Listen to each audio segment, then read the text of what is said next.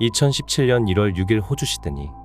수천 명의 쇼핑객, 직원 그리고 수많은 CCTV가 존재하는 시드니 근교의 한 대형 쇼핑몰에서 한 남성이 흔적도 없이 사라지는 사건이 발생한다. 사라진 남성은 71세 버나드 고어. 버나드는 호주 태즈메이니아에서 가족을 만나기 위해 시드니 쪽에 잠시 와서 머물고 있던 상황이었다. 그는 초기 치매 증상을 앓고 있었는데 일상적인 외출이나 활동은 혼자서도 가능할 만큼 아직은 건강한 상태였다. 그날 버나드가 방문한 곳은 웨스트필드 본다이 정션이라는 시드니 지역의 대표적인 복합 쇼핑센터. 가족과 함께 쇼핑을 하던 버나드는 혼자 다른 걸 구경을 하고 싶었던 것인지 가족과 잠시 떨어지게 되었고, 얼마 후 정해진 장소에서 가족과 다시 만나기로 했다. 하지만 시간이 지나도 버나드는 오지 않았고 쇼핑몰 내 어디에서도 그의 모습은 보이지 않았다. 곧바로 실종 신고를 하게 된 버나드의 가족들. 신고를 받은 경찰은 치매 증상이 있는 그가 정신이 없는 상태에서 건물을 나간 것으로 추정하게 되고 쇼핑몰 바깥 수킬로미터를 샅샅이 수색하기 시작한다. 하지만 어디에서도 발견되지 않은 버나드. 이것은 이상한 일이었는데 71세의 노인이 그토록 빠른 속도로 이동하기는 쉽지 않기 때문이었다. 결국 수색의 성과가 없자 시간이 지날수록 수사는 답보 상태에 빠졌고, 그렇게 버나드의 행방은 누구도 풀지 못한 미스터리로 남게 된다. 그런데 실종 22일째인 1월 27일 쇼핑몰 지하의 비상계단실에서 관리 직원이 한 남자의 시신을 발견한다. 그리고 그 시신은 경찰과 가족이 그토록 찾던 버나드였다. 즉 그는 애초에 쇼핑몰을 벗어난 적이 없었던 것이었다. 버나드가 있었던 곳은 쇼핑몰에서 좀처럼 사용되지 않는 화재 대피용 비상계단실. 그는 길을 잃었던 것인지 혹은 화장실을 찾았던 것인지 그곳에 문을 열고 들어갔고, 문이 닫히는 순간부터 그곳에서 빠져나오지 못했던 것이었다. 해당 지하실 입구에는 따로 안내나 경고 문구가 없었고, 무엇보다 지하실 문은 바깥에서 잠기고 안에서는 열 수 없었기에 문이 닫히는 순간부터 안에서는 스스로 빠져나올 수 없는 구조였다. 지하실에 들어온 버나드는 아마 길을 잘못 든 것을 알고 그곳을 빠져나오기 위해 이곳저곳을 다니며 문을 열어봤지만 그 어떤 문도 열리지 않았고 결국 그곳에서 빠져나오지 못했던 것.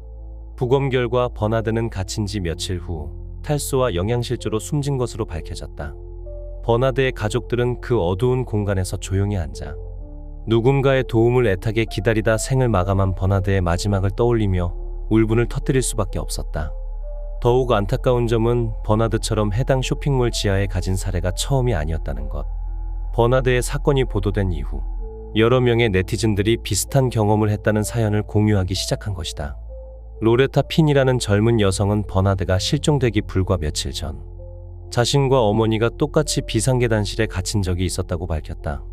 그녀는 당시 엘리베이터 줄이 너무 긴 탓에 계단을 이용하기 위해 어떤 문을 열었는데 길을 잘못 들었다는 것을 깨달은 로레타가 다시 뒤를 돌아 나가려 했을 때 이미 문이 잠겨서 내부에서 열 수 없었다는 것.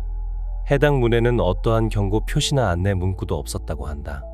이후 그들은 약 30분간 문을 두드리며 도움을 요청했는데 애석하게도 아무도 오지 않았고, 다행히 휴대폰 신호가 약하게라도 잡히는 곳을 찾아 쇼핑몰 보안팀에 전화를 건 덕에 빠져나갈 수 있었다고 설명했다.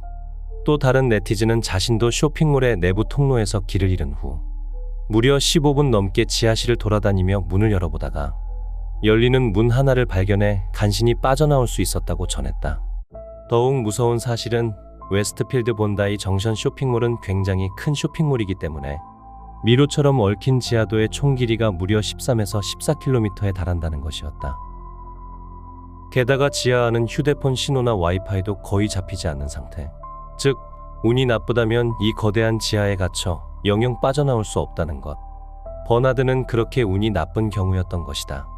이후 밝혀진 바에 따르면 당시 수사를 맡은 경찰은 CCTV를 꼼꼼히 확인해보지 않았고 지하실로 들어가는 버나드의 모습이 찍힌 CCTV가 버젓이 존재했음에도 그것을 놓쳤던 것으로 알려져 큰 비판을 받았다. 치매를 앓는 사람들에게는 흔히 이렇게 가르친다고 한다. 길을 잃었거나 머리가 혼란스러울 때는 그 자리에 앉아서 가만히 기다려라. 누군가 반드시 널 찾으러 올 것이다. 버나드 역시 숨이 끊어지는 그 순간까지 누군가의 도움을 애타게 기다렸을 것이다.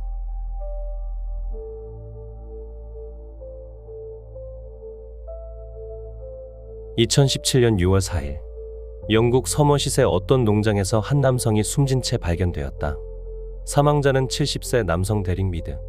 그는 농장주의자 사업가로서 여러 회사를 설립하고 지방의회 의원으로도 활동하던 지역사회에서 잘 알려진 인물이었다.